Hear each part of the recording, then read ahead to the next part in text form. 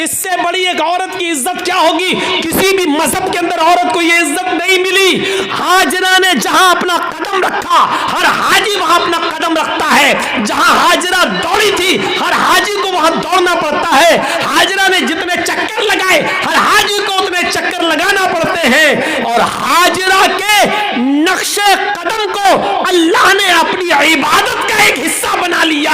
एक औरत के पैरों के निशान, एक औरत के पैरों की टापे, एक औरत की पैरों की पैरों की धड़कने, पैरों की खटखटाहट को अपनी इबादत का हिस्सा जोड़ दिया है कि जब तक तुम हाजरा की इस अदा को जिंदा नहीं करोगे, हमारी इबादत का हक अदा नहीं होगा, तुम हमारी इबादत नहीं कर सकते हो। हाजरा के नक्शे कदम को अपनी इबादत से जोड़ दिया हो, इससे बड़ा मकाम क्या होगा, इससे बड़ा दर्जा क्या होगा? जरा अंदाजा लगाओ। दुनिया की सारी कौमें चीखती और चिल्लाती रहें कि औरतों को इस्लाम ने चार दीवारी में बंद कर दिया, बुर्के में रखकर उनकी तरक्की की राह में रुकावट बन गए।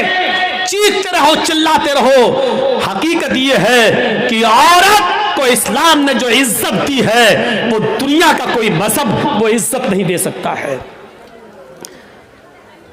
आप बाप हैं, कितना भी जहेज दे दो अपनी बेटी को, लेकिन आपके मरने के बाद आपकी वरासत में उसको हिस्सा मिलेगा, वो महरूम नहीं हो सकती है।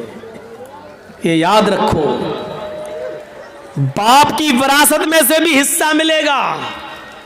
शादी के बाद अगर उसका शौहर मर गया तो शौहर की वरासत में से भी उसको हिस्सा मिलेगा। भाई मर गया तो भाई की वरासत जो छोड़ के गया उसमें बहन को हिस्सा मिलेगा। आप गौर कर रहे हैं? गौर कीजिए। और बेटा अगर मर गया तो बेटे की वरासत में से भी मां अगर जिंदा है तो मां को हिस्सा मिलेगा। गौर कीजिए कि एक औरत की हैसियत और इज्जत क्या है। जो लोग कहते हैं कि अल्लाह मौलाना मेरा बाप मर गए उनके लिए दुआ करना, चाहे कितने मुल्ला मौलवियों को अपने घरों में लेके चले जाओ और दुआएं करवा लो कि अल्लाह मेरे बाप को बख्श दे, अल्लाह इसके बाप की दुआ मग़फ़िरत फरमा दे। अगर आपके बाप के मरने के बाद अगर बाप की विरासत में से बाप की बेटी यानी आपने अपनी बहन को हिस्सा नहीं दिया, बाप की मग़फ़िरत नहीं होगी। याद रखिए, मुल्ला मौलवी दुआ कर करके मर क्यों ना जाए, बाप की मग़फ़िरत नहीं होगी, चाहे कितनी दुआ करा लो। बाप की विरासत में से बेटी को हक मिलना है, बाप की विरासत में से मिलना है। और चाहे कितना कोई दुआ करे, लेकिन भाई के मरने के बाद बहन दुआ करे कि अल्लाह मेरे भाई को बख्श दे, जब तक भाई के मरने के बाद भाई की विरासत में से बहन को हिस्सा नहीं मिलेगा, दुआ कबूल नहीं होगी और भाई की मग़फ़िरत नहीं होगी। पढ़े बहुत आसान समझ लिया ना, जन्नत जब चाहे अल्लाह जन्नत दे, अल्लाह जन्नत तो मिल नहीं सकती, जन्नतुल फिरदौस दे। मांगते कितनी बड़ी जन्नत है, सबसे आला जन्नत। अभी तो यही पता नहीं कि हमें कोई छोटी से हल्का जमीन का जन्नत का मामूली सा टुकड़ा भी मिल जाए, हमारे लिए वही काफी है। वो तो छोड़, जन्नतुल फिरदौस। और हालात ये हैं कि बेटियों का हक मारे हुए हैं, बहनों का हक मारे हुए हैं, बहनों का हक मारे हुए हैं। हालत ये है हमारी।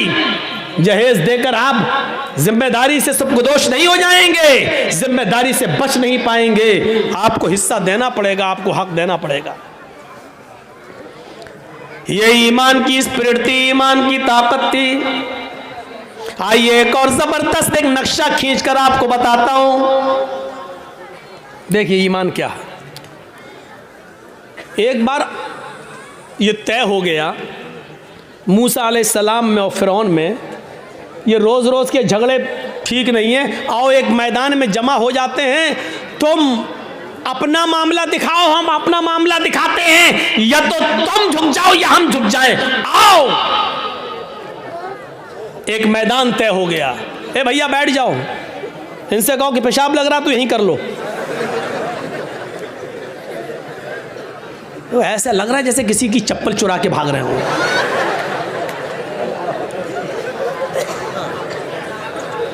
बैठिए यार, छोड़िए।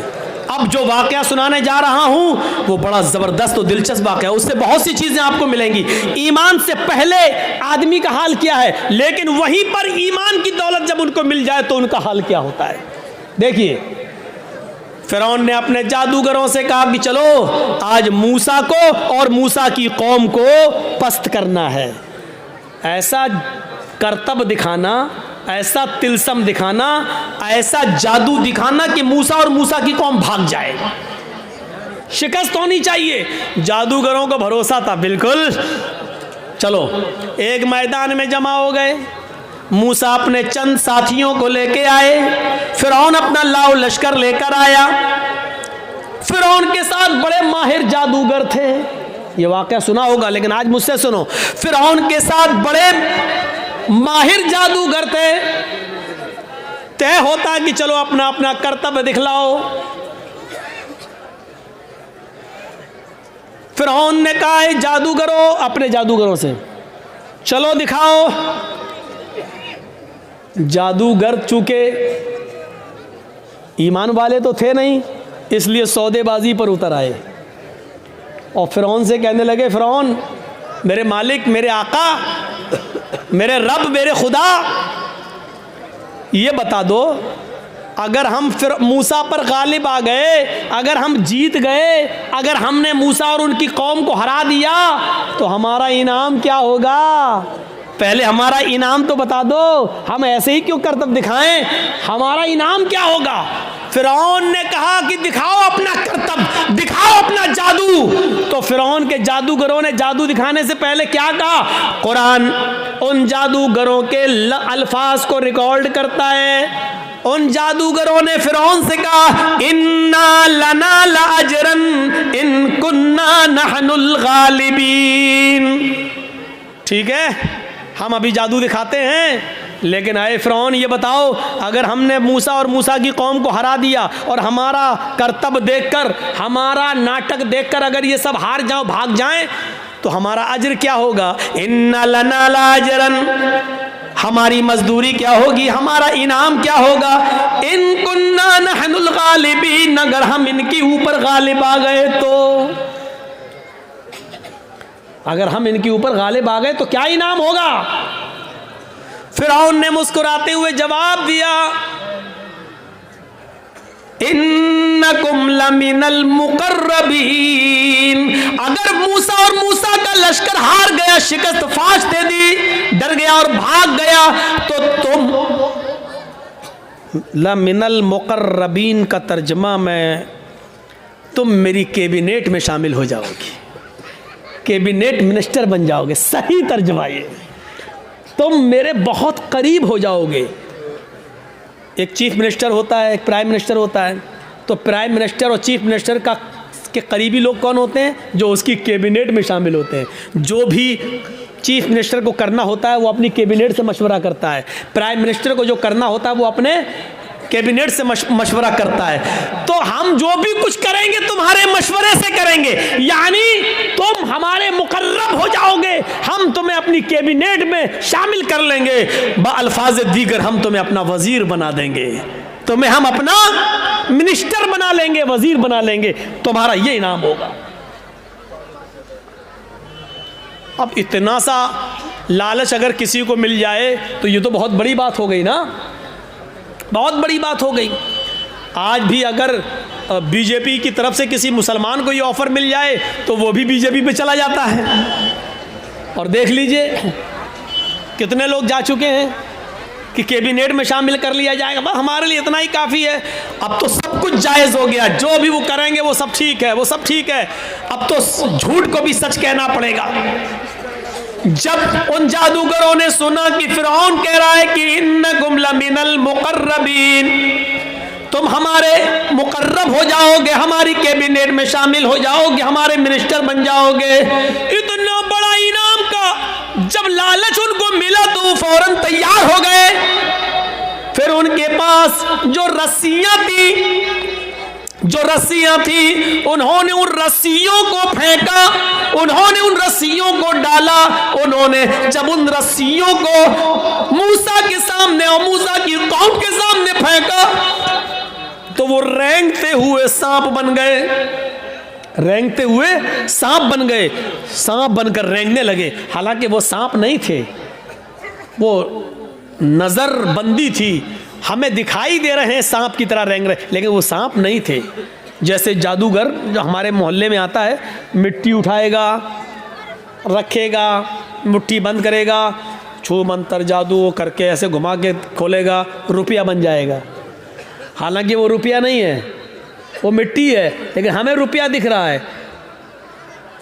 अगर जादूगर मिट्टी को रुपया बनाना जानता होता तो अपना जादू ख़त्म करने के बाद फिर कटोरा लेकर 1-1, 2-2 रुपए की भीख हमसे क्यों मांगता?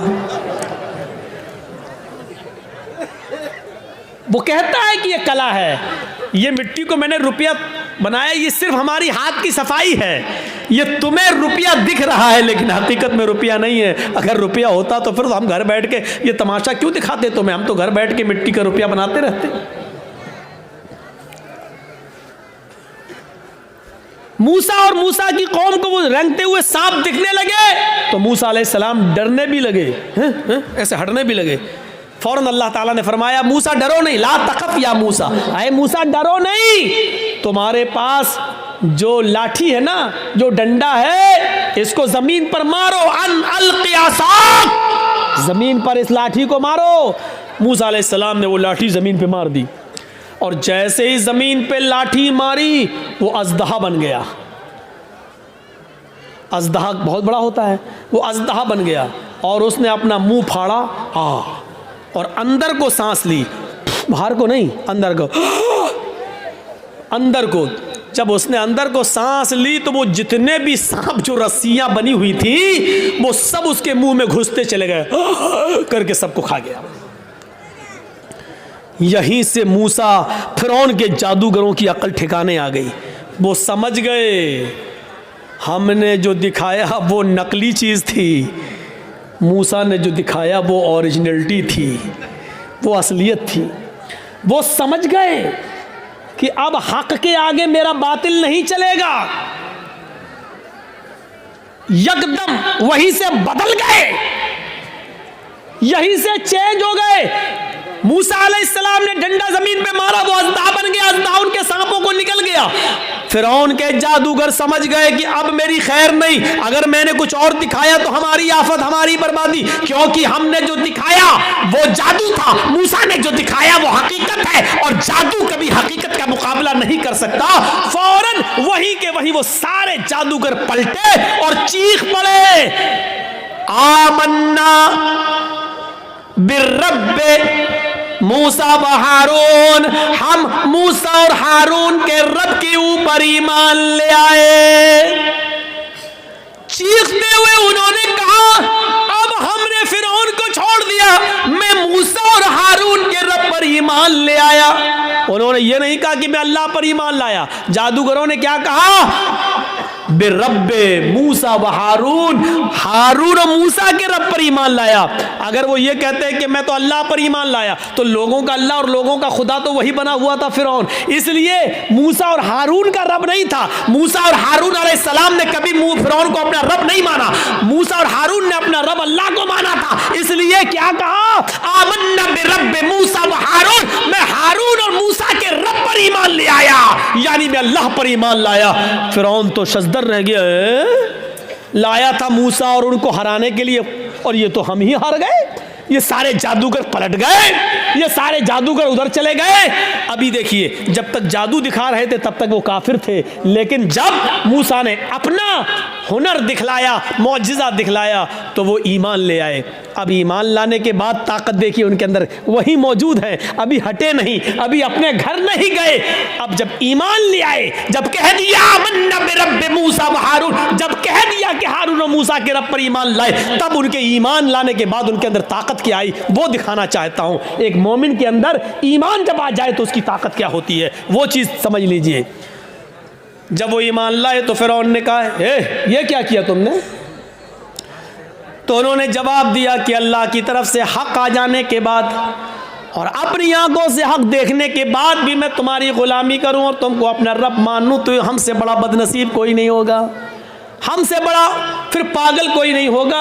हमने आज अपनी आंखों से हक देख लिया और सच्चाई देख ली और मूसा का मौजिज़ा देख लिया है। मूसा ने जो दिखाया वो अल्लाह की तरफ से है, इसलिए अब हक आ जाने के बाद हम तुम्हारी गुलामी नहीं कर सकते, हम तुम्हें तरजीह नहीं दे सकते। फिरौन ने कहा तब जानते हो तुम्हारा अंजाम क्या होगा, जानते हो तुम्हारा अंजाम क्या होगा। उन्होंने कहा ए फिरौन फिर हमारे अंजाम को भी बता दो कि क्या अंजाम होगा हमारा।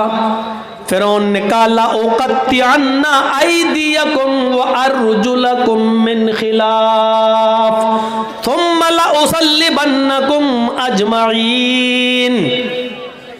कुरान कह रहा है आए मेरे जादूगरों, अगर तुमने मूसा और हारून के रब को छोड़कर मुझे रब न माना और तुम न पलटे तो हम तुम्हें क्या अजाब देंगे, क्या सजा देंगे तुम जानते हो। ला उक़त्तिअन्ना अयदियकुम व अर्जुलकुम मिन खिलाफ, हम तुम्हारे हाथ कटवा देंगे, हम तुम्हारे पैर कटवा देंगे मुखालिफ सिमतों से, यानी दाहिना हाथ काटेंगे तो बायां पैर और बायां हाथ काटेंगे तो दायां पैर। अगर हमने दायां हाथ काटा तो बायां पैर कटवाएंगे और किसी का अगर हमने बायां हाथ काटा तो उसका दायां पैर कटवा देंगे। ला उक़त्तिअन्ना अयदियकुम व अर्जुलकुम, अरबी से वाकिफ होंगे तो आप समझ जाएंगे, लेकिन अरबी से वाकिफ नहीं है। अल्फाज की ज़्यादती माना की ज़्यादती पर दलालत करती है। अरबी ज़बान में क़ता यक़ताओ के माना होते हैं काटना, ये इसको कहा जाएगा क़ता काटना, लेकिन इधर से काटा, इधर से काटा, इधर से काटा, ये काटा, ये काटा, इसको कहा जाता है क़त्ता युक़त्तिउ तक़ती, टुकड़े टुकड़े करना। फिरौन ने ये नहीं कहा था कि हम तुम्हारे हाथ और पैर काट देंगे। फिरौन ने कहा ला उक़त्तिअन्ना अयदियकुम व अर्जुलकुम, हम तुम्हारे हाथ के टुकड़े टुकड़े करवा देंगे, हम तुम्हारे पैर के टुकड़े टुकड़े करवा देंगे। हमारी ज़बान में कीमा कीमा कर देंगे, बोटी बोटी कर देंगे मुखालिफ सिमतों से, यानी पहले अंगूठा काटेंगे, फिर पंजा काटेंगे, फिर पिंडली काटेंगे, टखना काटेंगे, पिंडली काटेंगे, घुटना काटेंगे, रान काटेंगे, कमर काटेंगे। अगर मैंने तुम्हारा दाहिना पैर काटा तो ऐसे ही बायां हाथ काटेंगे, पहले उंगली काटेंगे, पोर काटेंगे, कलाई काटेंगे, गट्टा काटेंगे, हाथ की ये कलाई, फिर ये कोहनियों, फिर कंधा, यानी हम टुकड़े टुकड़े कर देंगे। कितनी दर्दनाक सजा, जिंदा आदमी को एक एक हिस्सा काटा जाए। ला उक़त्तिअन्ना अयदियकुम व अर्जुलकुम मिन खिलाफ, हम पहले ऐसा करेंगे और ऐसा करने के बाद भी अगर तुम न माने तुम्मा ला उसल्लिबन्नकुम अजमईन, तो फांसी का फंदा लगा के फिर हम तुम्हें सूली पे चढ़ा देंगे। अब दो चीजें समझ लो, इतनी बड़ी सजा सुनने के बाद इनका जवाब क्या था। जब काफिर थे, ईमान नहीं लाए थे, फिरौन के साथ आए थे, तब इनकी डिमांड क्या थी, तब इनकी डिमांड क्या थी, इन्ना लना अजरन, अगर हमने अपना जादू दिखाया और मूसा को हरा दिया तो आप हमें इनाम क्या देंगे। अभी इनाम मांग रहे थे, सोना चांदी दौलत मांग रहे थे, लेकिन ईमान लाने के बाद जब इतनी बड़ी सज़ा सुनी तो उसके बाद उनका जवाब क्या था। यह है ईमान की ताकत। उनका जवाब यह था फ़क़ज़ी मा अंत क़ाज़िन, फ़क़ज़ी मा अंत क़ाज़िन इन्नमा तक़ज़ी हाज़िहिल हयात दुनिया। आए फिरौन, तुझे जो करना हो कर। फ़क़ज़ी मा अंत क़ाज़िन, आए फिरौन तुझे जो करना हो कर, मेरे साथ, मेरी बॉडी के साथ, मेरे जिस्म के साथ, मेरे पैरों के साथ, मेरे हाथ के साथ, मेरे जिस्म के साथ, जो कुछ भी तू कर सकता है कर ले। इन्नमा तक़ज़ी हाज़िल हयात दुनिया, तू सिर्फ मुझे दुनिया में सज़ा दे सकता है, सिर्फ दुनिया में मुझे परेशान कर सकता है, सिर्फ दुनिया में तू मेरे ऊपर हुकूमत चला सकता है, सिर्फ दुनिया में तू मुझे सजा दे सकता है, आखिरत में तू हमें सजा नहीं दे सकता है, आखिरत का तू हमारे मालिक नहीं है। जो अभी इनाम मांग रहे थे, ईमान लाने के बाद वो कह रहे हैं जो करना हो कर ले, लेकिन अब हम मूसा और हारून के रब को छोड़ने वाले नहीं हैं। ये है ईमान, ये है ईमान। यहाँ तो हमारा ईमान का बड़ा हाल है, अगर दो चार आदमी हमें पकड़ के बांध दो कर जय श्री राम, तो हम कह भी देंगे अपनी जान बचाने के लिए जय श्री राम। वो एक अलग मसला है कि ऐसे मौके पर नारा लगाना चाहिए या कोई मजबूर करे तो जय श्री राम कह सकते हैं कि नहीं कह सकते, वो एक अलग मसला है। उस मसले में जाएंगे तो रात बीतेगी, क्योंकि फिर दलीलें देना पड़ेंगी और सबूत देना पड़ेंगे। उस तरफ अभी हम नहीं जाना चाहते हैं मेरे भाइयों, ये एक अलग मसला है। लेकिन ज़रा सोचो कि आज हमारा ईमान क्या है और उनका ईमान क्या था। जो अभी इनाम मांग रहे थे वो अब कह रहे हैं कि सजा भी दे दो, लेकिन हम अब ईमान से फिरने वाले नहीं है। ये होता है ईमान, ये होता है ईमान। अरे हम ईमान के लिए और इस्लाम के लिए अपनी जान की कुर्बानियां क्या देंगे। हम तो अपने मुआशरे में और अपनी समाज में फैली हुई बुरी बिदअतों को भी छोड़ने के लिए तैयार नहीं हैं। हमारे बाप दादा जो करते आए हैं वही हम करेंगे, हमारे बाप दादा जो करते आए वही करेंगे। ये नए मुल्ला मौलवी जब से पैदा हो गए तब से ये नए नए मसले बताने लगे हैं। ये सूरत हाल आज हमारे दरमियान आ गई है, ये सूरत हाल आज हमारे दरमियान चली हुई है। कोई चीज हमारी मस्जिद में आज हो रही है, बंद हो जाती है, फिर दोबारा चालू हो जाती है। हम अपने बाप दादा की राइज करदा बिदअतों को हम खत्म नहीं कर पा रहे हैं। ईमान और इस्लाम के लिए हम अपनी जान क्या कुर्बान करेंगे, हम क्या छोड़ेंगे। हजरत हाजरा की तरह अपने शौहर को कौन औरत छोड़ने के लिए तैयार होगी, और कौन आदमी ऐसा होगा जो अपने बच्चे को इस्माइल की तरह छोड़कर चला जाए और फिर पलट कर भी ना देखे। हम भी जाते हैं तो एक उम्मीद होती है कि चलो बीवी सऊदीया जा रहे हैं, इस बच्चे ही के लिए तो जा रहे हैं, तुम्हारे लिए तो जा रहे हैं, लेकिन 1 साल के बाद आ जाएंगे, 2 साल के बाद आ जाएंगे। लेकिन वो भी घर में सारा इंतजाम करने के बाद आप जाते हैं और सऊदी जाने के बाद पैसे वगैरह भेजते रहते हैं। यहाँ तो कुछ नहीं है, अंधेरी रात में क्या होगा, सत्तू और पानी के अलावा कुछ नहीं है। वो भी 2 दिन के लिए बाद क्या होगा, मेरी बीवी क्या करेगी, मेरा बच्चा क्या करेगा। जरा तसव्वुर कीजिए इस पोजीशन में अपनी बीवी और बच्चे को छोड़ना। हम तो अपनी बिदअतों को कुर्बान नहीं कर पा रहे हैं, नहीं छोड़ पा रहे हैं। हमारे बाप दादा जो करते चले आ रहे हैं वो हम करते रहेंगे। वही बात लौट फिर के आती रहती है कि मौलाना साहब क्या किया जाए। मस्जिद में फर्ज नमाज के बाद इमाम के साथ दुआ मांगना कैसा है, कब्रिस्तान में दुआ करना कैसा है। किसी आदमी के मर जाने के बाद किसी मौलाना के साथ उसके घर पे जाकर भोज खाने के बाद दुआ करना उसकी मग़फ़िरत की, ये कैसा है। वही पुराने घिसे पिटे सवाल जो हम 15-20 साल से इन इलाकों में आके बोलते जा रहे हैं, वही सवाल, और आज तक हम उनको ख़त्म करने के लिए तैयार नहीं होते हैं। ये हमारी बेशर्मी का हाल है, ये हमारी बेशर्मी का हाल है। मेरे भाइयों, आज फिर एक बात को जहन में बिठा लो, दुआ करना गलत नहीं है। एक बात फिर जहन में रख लो, दुआ एक इबादत है, और इबादत वैसे की जाएगी जैसे जनाब मोहम्मद रसूलुल्लाह ने बताई है। इबादत मोहल्ले के सरदार के तरीके पर नहीं की जाएगी, इबादत मौलवी जर्जीज के तरीके पर नहीं की जाएगी, इबादत मस्जिद के इमाम के तरीके पर नहीं की जाएगी। मस्जिद का इमाम कुरान और हदीस बता सकता है, लेकिन मौलवी के तरीके पर इबादत नहीं की जाएगी। इस बात को आप हमेशा जहन में रखिए। दुआ मुख्खुल इबादा, दुआ इबादत का मग़ज़ है। दुआ के लिए आपको कोई मना नहीं करता है। दुआ जहाँ अल्लाह के रसूल ने हाथ उठाकर की है आप करिए, कोई मना नहीं करता है। दुआ जहाँ हाथ उठाकर नहीं की है वहाँ आप हाथ उठाकर करेंगे तो वहाँ हम मना करेंगे, इसलिए कि हाथ उठाना साबित नहीं है। मसलन लैट्रीन में जाने की दुआ है, अब आप लैट्रीन में घुस के पढ़िए हाथ उठा के, अल्लाहुम्मा इन्नी अऊज़ु बिका मिनल खुब्स वल खबाइस। अब बैठिए, बैठिए, दुआ है, क्यों हाथ नहीं उठाया। मैं पूछना चाहता हूं उन लोगों से जो मस्जिद में मजबूर करते हैं इमाम को कि हाथ उठाओ, और पब्लिक से कहते हैं हाथ उठाकर दुआ करो। अगर दुआ के लिए हाथ उठाना है तो लैट्रीन में जाने की दुआ है, बताओ क्यों नहीं हाथ उठाते हो। सब लैट्रीन में क्यों, अरे जब लैट्रीन में दुआ पढ़ सकते हो तो हाथ क्यों नहीं उठा सकते हो?